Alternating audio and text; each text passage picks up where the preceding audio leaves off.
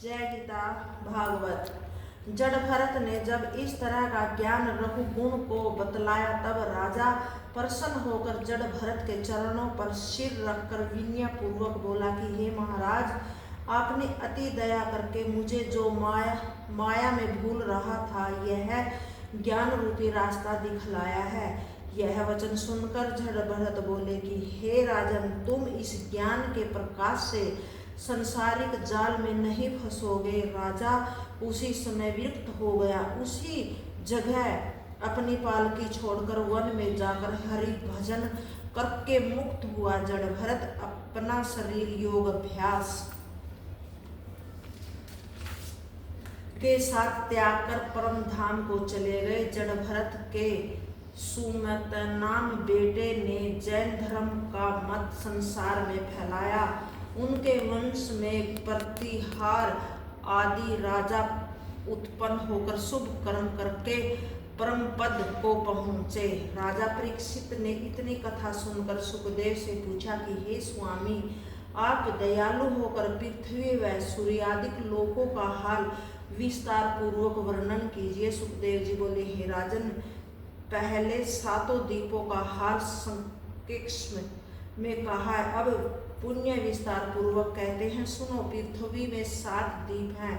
सब द्वीपों की धरती पृथक पृथक बटी हुई है। जम्बू द्वीप में 1,00,000 योजक भूमि है और सातों द्वीपों की संपूर्ण पृथ्वी 50 करोड़ योजक है। चौथाई भूमि लोकालोक पर्वतों के नीचे बंद है। जो तिहाई भाग सातों द्वीपों व समुंदर है। राजा प्रियव्रत ने इन सातों द्वीपों के मालिक थे। एक एक द्वीप अपने सातों बेटों को बांटकर आप वन में जाकर परमेश्वर के तप व ध्यान में लीन हुए। प्रियव्रत के अग्निर्ध नामक बेटे ने जम्बू द्वीप के 9 खंड करके एक एक खंड अपने पुत्रों को बांट दिया। उनके बेटों के जो नाम थे वही नाम उन 9 खंडों के हुए।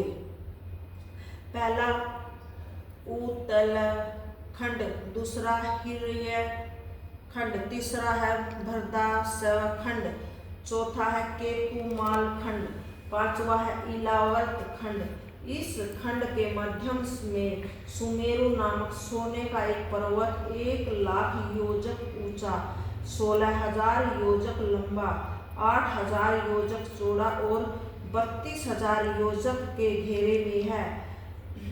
छठा नाभि खंड, सातवां है किमपुरुष खंड, 8वां भरत खंड और 9वां है नरहरि खंड है। ब्रह्मांड कमल फूल के समान गोल है। एक एक पर्वत 9 खंडों के सिवाने पर विद्यमान है। सुमेरु पर्वत के चारों ओर 4 पहाड़ों पर दूध, शहद, पानी व रस के कुंड भरे हुए हैं और 4 बहुत अच्छे बाग, फल व पुष्प लगे हुए हैं। कुबेर, महादेव, इंद्र व वरुण देवताओं के वहां पर ऐसे वने हैं कि जहां जाने व स्नान करने से वृद्ध देव पत्नी जवान हो जाती है। सुमेरु पर्वत के शिखर पर ब्रह्मापुरी 10,000 योजक लंबी व चौड़ी है। श्रवण सहित रत्नों से जड़ाऊ बनी है। वहाँ भांति भांति के पक्षी मीठी बोली बोलते हैं। हे राजन, वहाँ की शोभा हम तुमसे कहाँ तक वर्णन करें, वो तो देखने से ही मालूम होती है।